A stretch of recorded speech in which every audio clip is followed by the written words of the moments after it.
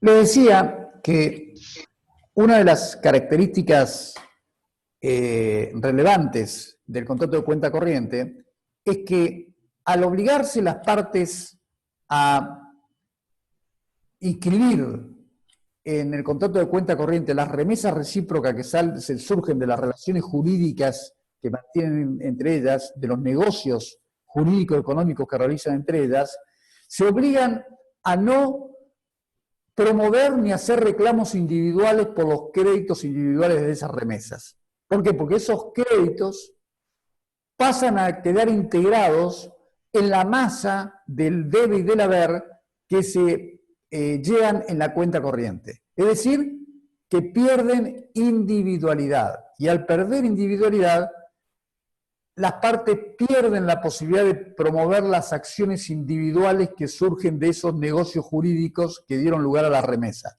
Van a tener que diferir sus derechos a lo que resulte de la compensación, de la liquidación y compensación de las remesas a una fecha determinada.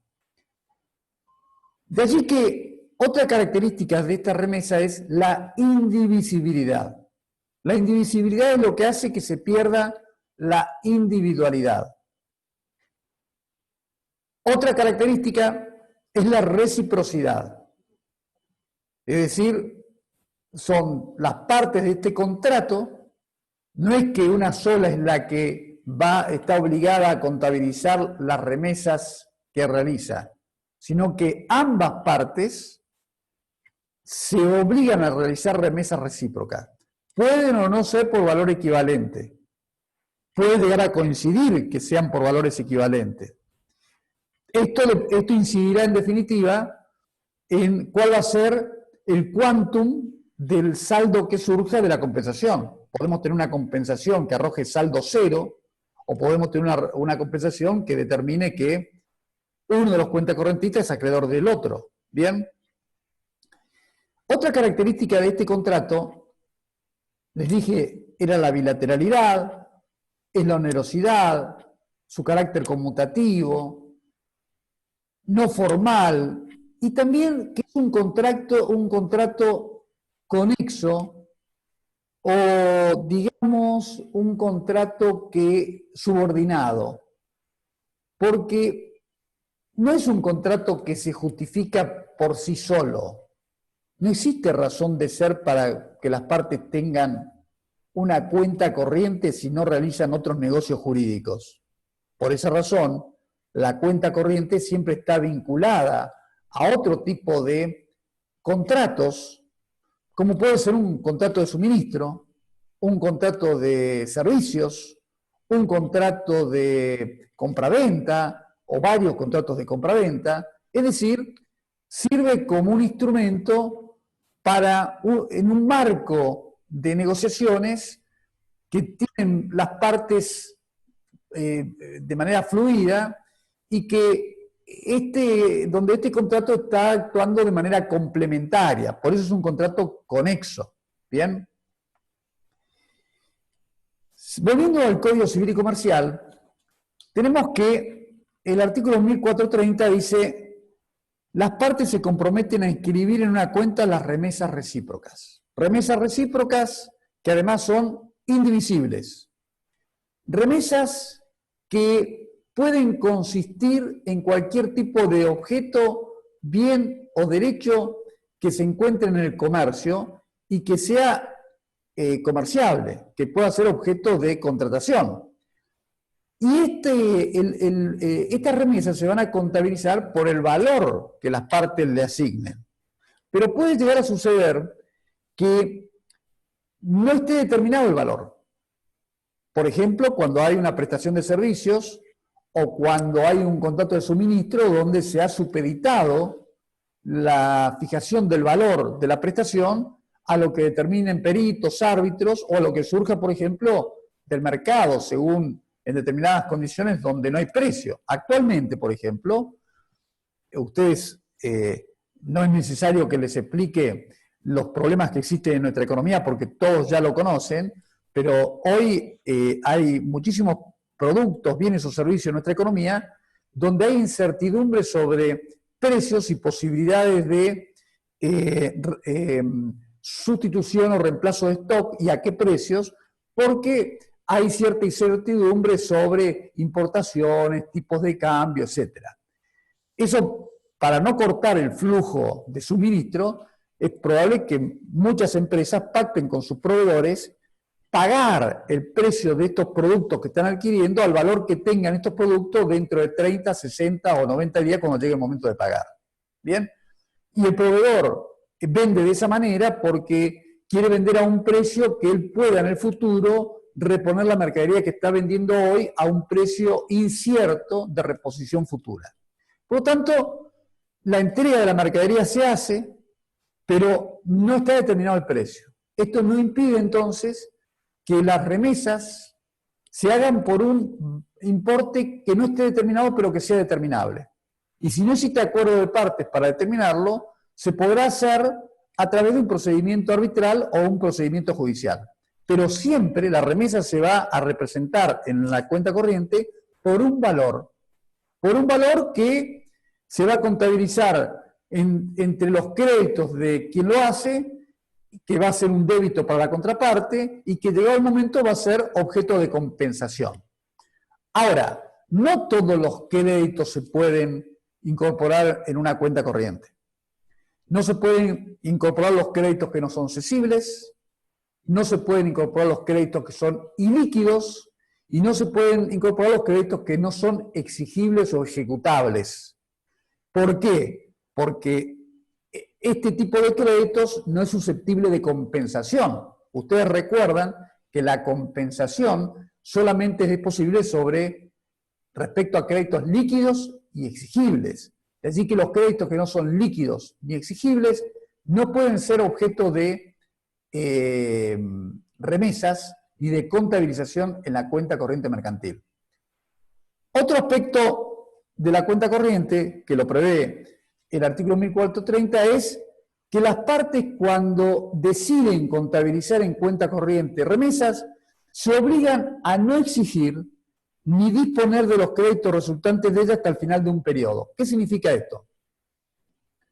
Si nosotros tenemos un contrato de cuenta corriente y yo le entrego a ustedes mercadería, ustedes y yo tenemos que inscribir en la cuenta corriente el crédito, el valor de esa remesa como un crédito en principio por la entrega de esa mercadería.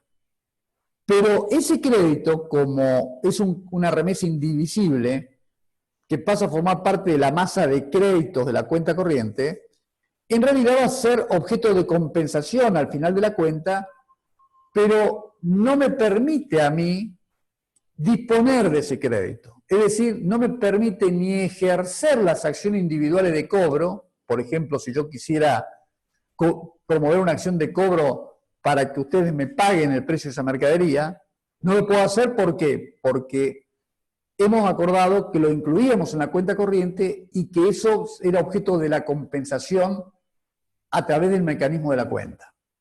Tampoco puedo cederlo, ni tampoco es embargable ese supuesto crédito.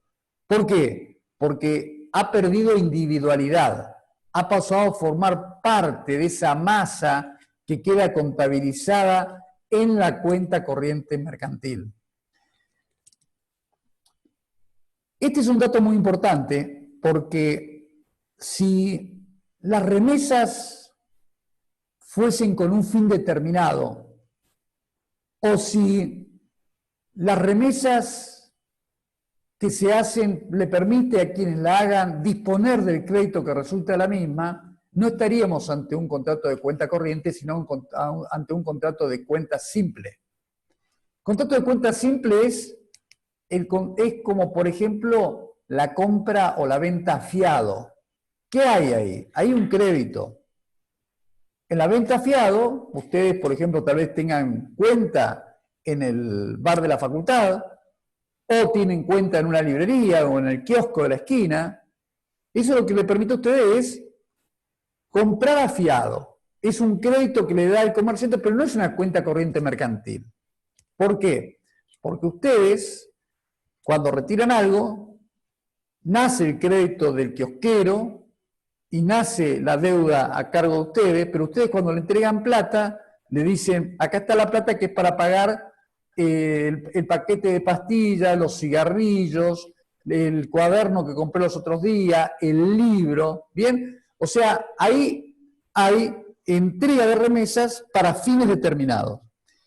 Y eso es un sistema de venta fiado donde no hay cuenta corriente como regula el artículo 1430 del Código Civil y Comercial. En la cuenta corriente regulada por el Código Civil, las remesas pierden individualidad. Y quien hace las remesas no tiene derecho a ejercer ninguna acción individual de cobro, ni disponer de manera individual del crédito que surge de esa remesa. Saber quién va a ser acreedor o deudor va a surgir del momento en que se haga la liquidación y compensación de la cuenta. Por otro lado, se obliga a no disponer ni exigir, y el otro elemento es la compensación de la que los hablaba. Es decir, no se va a poder saber quién es acreedor o deudor hasta el momento en que se haga la compensación. Y ahí recién va a surgir quién es acreedor o deudor y cuál es el saldo deudor, a cuánto asciende. Y ese saldo deudor va a ser el exigible. No son exigibles los créditos correspondientes a cada remesa, sino que lo exigible es el saldo deudor de la cuenta. De allí que el régimen de la cuenta, el régimen jurídico de la cuenta, es un régimen jurídico diferente al de los negocios individuales que dieron origen a cada remesa. Imagínense ustedes, la remesa, mírenla como un valor, mírenla como un crédito, que resulta de distintos tipos de negocios jurídicos. Puede suceder que entre las partes no solamente haya un contrato de suministro, puede haber un contrato de locación, por ejemplo, yo por un lado le proveo a ustedes determinados bienes y ustedes me proveen a mí determinados servicios. En algunos casos podemos estar comprando y vendiendo cosas recíprocamente, puede haber un contrato de distribución, un ejemplo, ustedes pueden ser concesionarios o representantes de alguna marca o producto que yo comercializo, hay una relación contractual entre nosotros y hay remesa recíproca. Hay crédito de ustedes contra mí y crédito mío contra ustedes, y en la condición de acreedor o deudor va a surgir de la compensación de esos créditos que se hará en un momento determinado. Mientras tanto, ninguna de las partes puede considerarse acreedor y ninguna de las partes se encuentra habilitada para poder ejercer las acciones individuales que surgen de cada uno de esos negocios jurídicos que dieron lugar a cada una de esas remesas. ¿Está claro esto? ¿Hola? Profe, Sí, o sea que profe. cuando se contabilizan las remesas no se pueden ejercer las acciones individuales. Espere que voy a admitir a alguien. Sí, la escucho. Cuando se contabilizan las remesas, entonces no se pueden ejercer las acciones individuales. Exactamente, y esto es muy importante porque Gracias. piensen, comprender este contrato es muy importante porque puede suceder que ustedes como futuros abogados que van a ser y muy buenos, se van a encontrar que tal vez venga un cliente suyo y le diga, miren, yo le vendí a fulano esta mercadería, no me ha pagado y quiero ejercer las acciones de cobro. Ustedes van a ver el contrato y van a decir, ah, muy bien, esto es, por ejemplo, ¿no?, un contrato de compra-venta, plazo de prescripción de la acción 3 años, ¿bien? O, por ejemplo, de un contrato de transporte, plazo de prescripción más abreviado. Y van a verlo al supuesto acreedor y el acreedor les dice a ustedes, el abogado del acreedor les va a decir, yo soy el abogado del acreedor y les voy a decir, miren, todo bien, su cliente cumplió con el contrato de transporte, le hizo un flete a mi cliente y ese contrato de transporte está vinculado con un contrato de cuenta corriente que tiene su cliente y el mío, en el cual se contabilizan los créditos y débitos de cada uno de ellos y se compensan al final del periodo mensual o trimestral o el que se haya acordado. Por lo tanto, su cliente no tiene derecho a promover la acción de cobro del flete, porque tiene que esperar a que se produzca la compensación. ¿Entienden esto? Es decir, contabilizar en cuenta corriente implica colocar a las partes en la imposibilidad de promover las acciones individuales que surgen de cada negocio individual que dio origen a cada remesa contabilizada en la cuenta. De la misma manera, como ustedes verán, esta mutación que se produce por la contabilización en la cuenta corriente lleva a que el contrato de cuenta corriente, si bien es un contrato no formal, que puede hasta celebrarse de manera verbal, sí debe ser rigurosamente interpretado, porque para que se encuentre configurada la cuenta corriente o el contrato de cuenta corriente, es necesario que se cumplan a rajatabla los presupuestos que establece el artículo 1430 y siguientes del Código Civil, es decir, remesas recíprocas, indivisibles, compensación periódica, determinación de la condición de acreedor o deudor al momento de la liquidación y la compensación, etcétera, etcétera. Si no están dados esos requisitos, no hay cuenta corriente. Habrá una cuenta simple, o cuenta de gestión, o una compraventa a fiado, o habrá crédito para el pago del precio, pero no cuenta corriente. Cuando hablamos de cuenta corriente es que las partes dicen, bueno, toda la remesa, todo lo que yo entregué, lo voy a cobrar a través de la compensación que vamos a hacer de las remesas recíprocas que nos hemos venido haciendo. ¿Bien? Por otro lado, lo que resulta disponible en la cuenta corriente, entonces, no son las remesas ni los créditos individuales que surgen de las remesas, sino que lo disponible en la cuenta corriente es el saldo acreedor. Como no hay acreedor o deudor hasta que se compensan las remesas, recién una vez compensada y que surge el saldo deudor, el crédito que surge para el acreedor en esa oportunidad, eso sí pasa a ser disponible. ¿Qué significa disponible? Que lo puede ceder, que lo puede vender, que lo puede ejecutar, que lo puede transmitir. ¿Bien? E inclusive lo puede dar en garantía o puede ser embargado.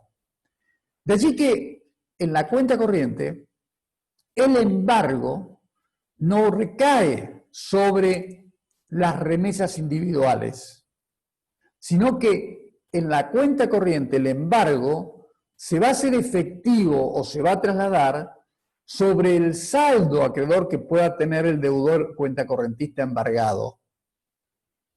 No hay posibilidades de embargar remesas individuales, porque las remesas se pierden individualidad al ser contabilizadas en la cuenta, por esto del principio de indivisibilidad que las caracteriza. Y cualquier embargo contra alguno de los cuentacorrentistas queda supeditado a hacerse efectivo sobre el saldo acreedor que pudiera resultar de la compensación a favor de ese cuentacorrentista embargado. De allí que si en lugar de haber saldo acreedor hay saldo deudor, el embargo va a resultar clara y absolutamente infructuoso. El artículo 1431 del Código Civil se refiere a qué créditos pueden ser objeto de remesa. Y en principio dice que pueden ser todos los créditos resultantes ya sea de títulos valores o relaciones contractuales.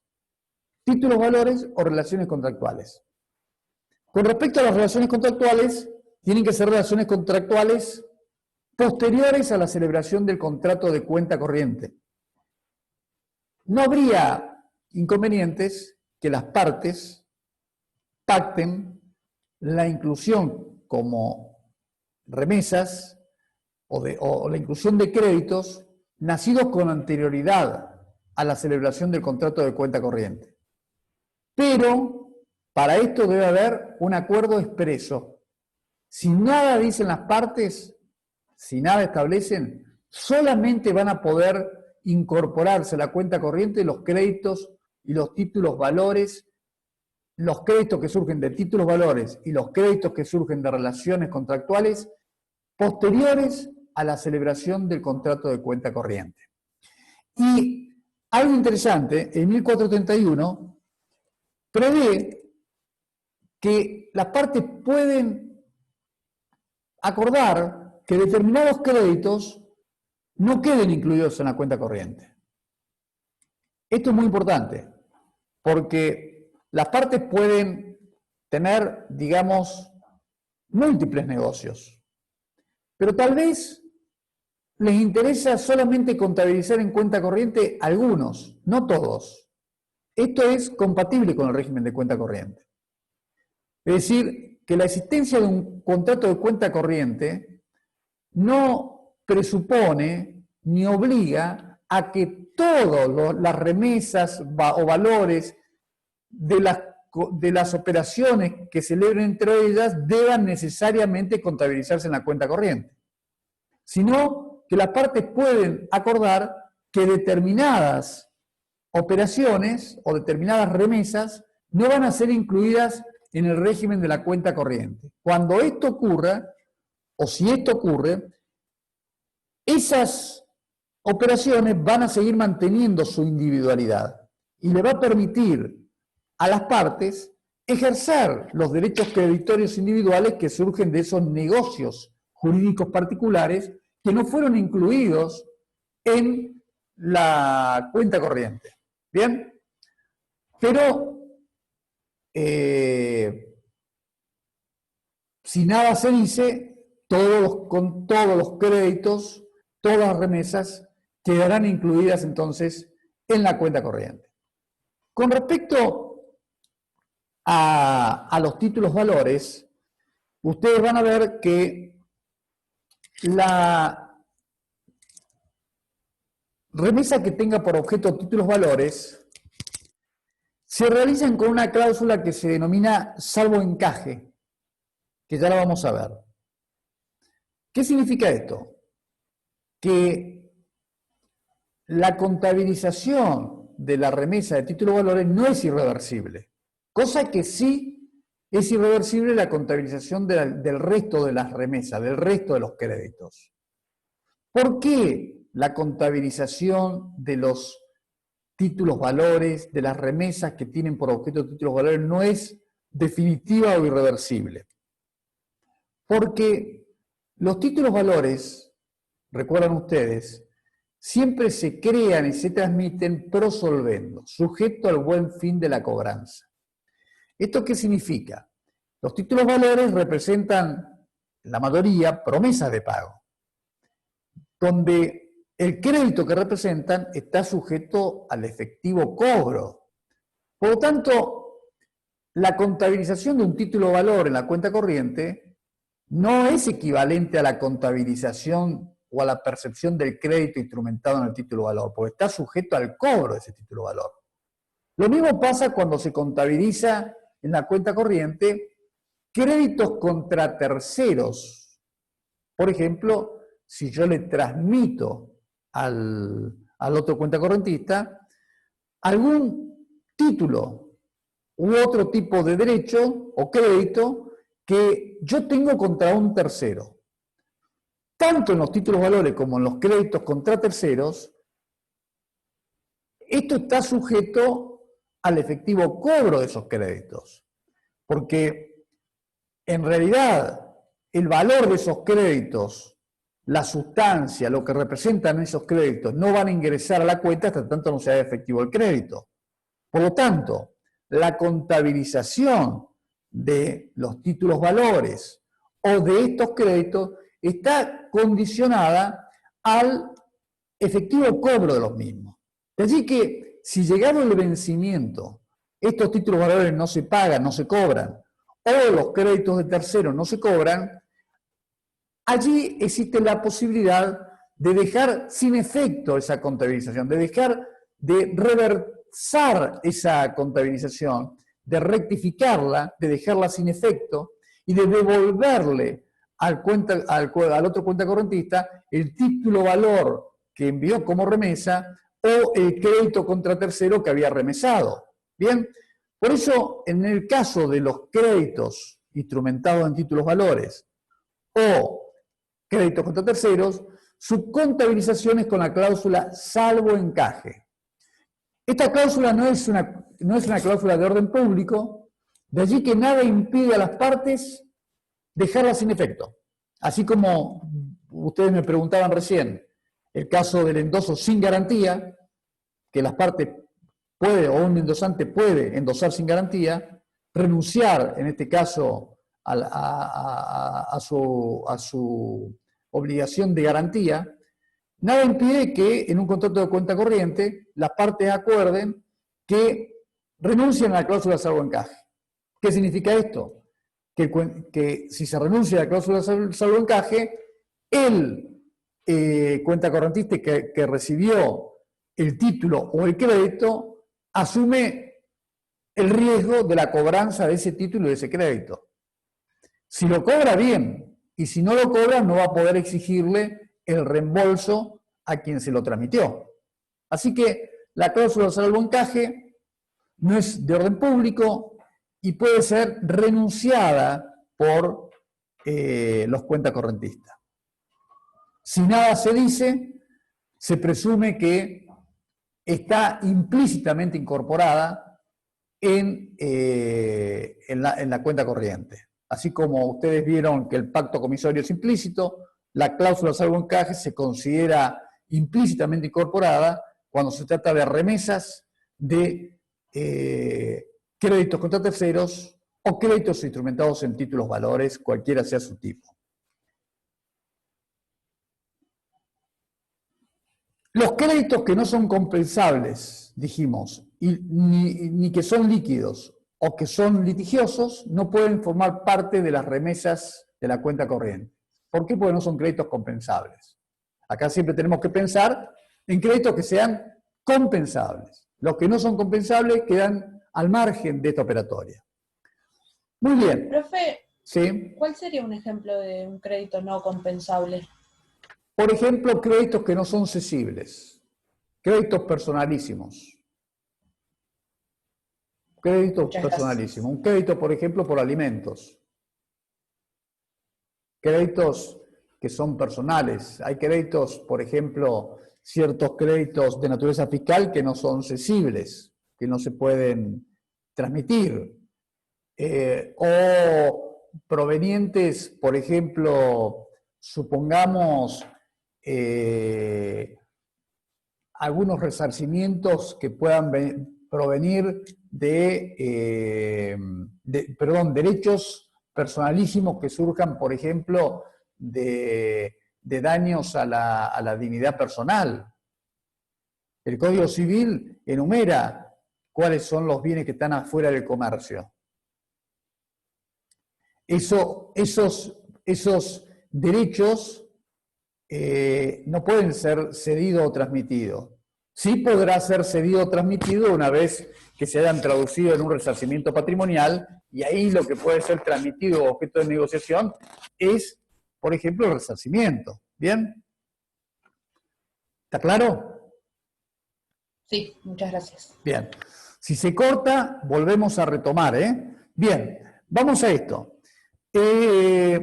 Otra característica de la cuenta corriente mercantil, o de la cuenta corriente común, me refiero a la mercantil porque ya es la inercia del viejo código, es que el actual Código Civil y Comercial, a diferencia del Código de Comercio anterior, no prevé que la remesa se transmite en propiedad. El código, voy a aclarar esto porque ustedes van a ver que muchos autores, códigos comentados, hacen referencia a que la remesa es en propiedad. El viejo código aludía a que la remesa debía ser en propiedad. Y lo que se había entendido es que los objetos o las remesas eran en propiedad porque una vez transmitidas le permitían, por el principio de indivisibilidad, a quien las recibía a utilizarlas y a disponer de las mismas. Por ejemplo, cuando se transmiten cosas por una compraventa o contrato de suministro, quien las recibe en propiedad, ¿bien? Pero se eliminó el concepto de propiedad porque puede haber remesas que surjan por prestaciones que no son en propiedad. Por ejemplo, cuando se trata de la locación de bienes o de servicios. Allí no hay una transmisión en propiedad. O cuando se transmite un bien en comodato. Es decir, puede haber múltiples relaciones que dan derecho a prestaciones que no necesariamente son de dar en propiedad. Y esas múltiples obligaciones con diversidad de objetos y de prestaciones pueden dar lugar a distintos créditos. Por lo tanto, la remesa para ser contabilizada en cuenta corriente no necesariamente debe versar sobre objetos que se dan en propiedad o prestaciones que se dan en propiedad. En cuanto al periodo de la cuenta corriente, tenemos que diferenciar el plazo de vigencia de la cuenta corriente de los periodos de cierre de cuenta o de balance de la cuenta corriente. La cuenta corriente puede ser sin plazo o puede ser por un plazo determinado. A su vez, la cuenta puede ser por periodos trimestrales o menores. ¿Qué significa esto? Que las cuentas se van, o los balances de las cuentas, de la cuenta corriente se va a hacer por periodos trimestrales o periodos menores. Si nada se dice, se va a realizar de manera trimestral. Es decir, que cada 3 meses se compensará el debe y el haber, los créditos y débitos, y se determinará quién es acreedor y quién es deudor de los cuentacorrentistas. Si la cuenta corriente es por plazo determinado, ya estamos hablando acá de la vigencia del contrato de cuenta corriente, no de los periodos de compensación o periodos de cierre del balance de la cuenta. Si la cuenta es por un plazo anual, bianual, no importa, no hay una restricción en eso, se considera que hay reconducción automática del contrato una vez vencido el plazo. Es decir, se produce el vencimiento del plazo del contrato de cuenta corriente, pero las partes continúan operando en cuenta corriente. Eso significa que hay una reconducción automática del contrato. Cuando en la cuenta corriente no hay plazo, me refiero al plazo de vigencia del contrato, esto le permite a cualquiera de las partes rescindir el contrato dando aviso con 10 días de anticipación. Y la comunicación, la notificación fehaciente de la rescisión del contrato hace que, transcurrido el plazo de 10 días, se produzca el vencimiento se produzca la extinción del contrato, se produzca la compensación de la cuenta y la determinación, ¿sí? Y la determinación. Una compañera pide si la puede aceptar.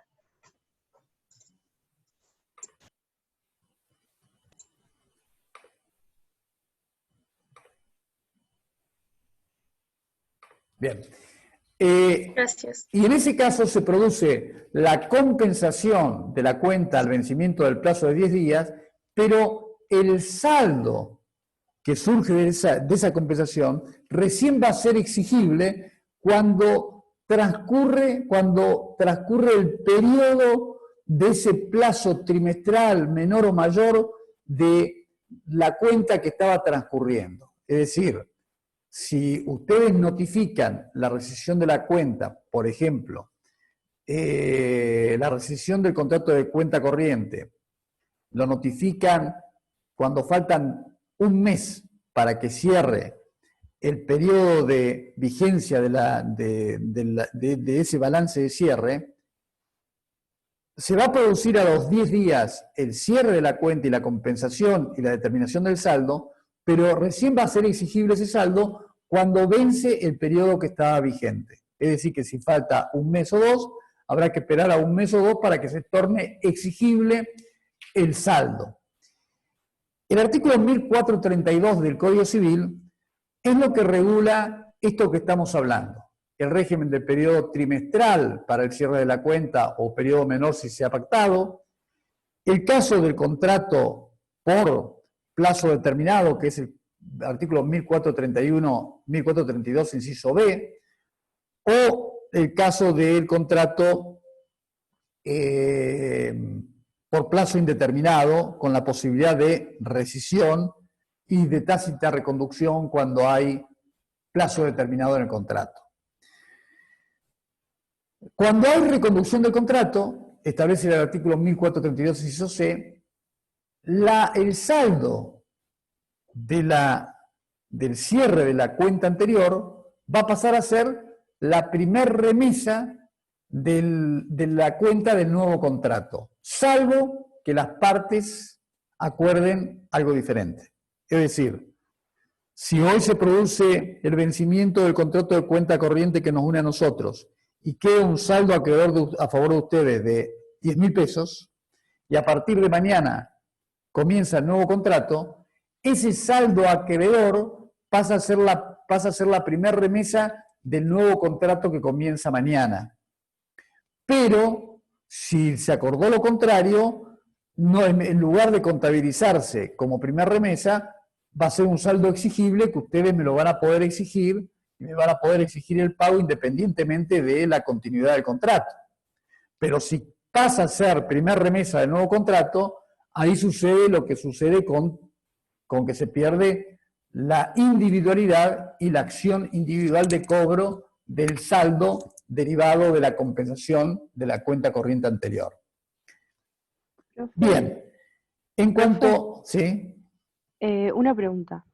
Escucho. Usted habló, no me quedó claro lo de reconducción. O sea, es cuando se vence el plazo Claro, cuando del hay... contrato Sí. y siguen haciendo remesas. Sí.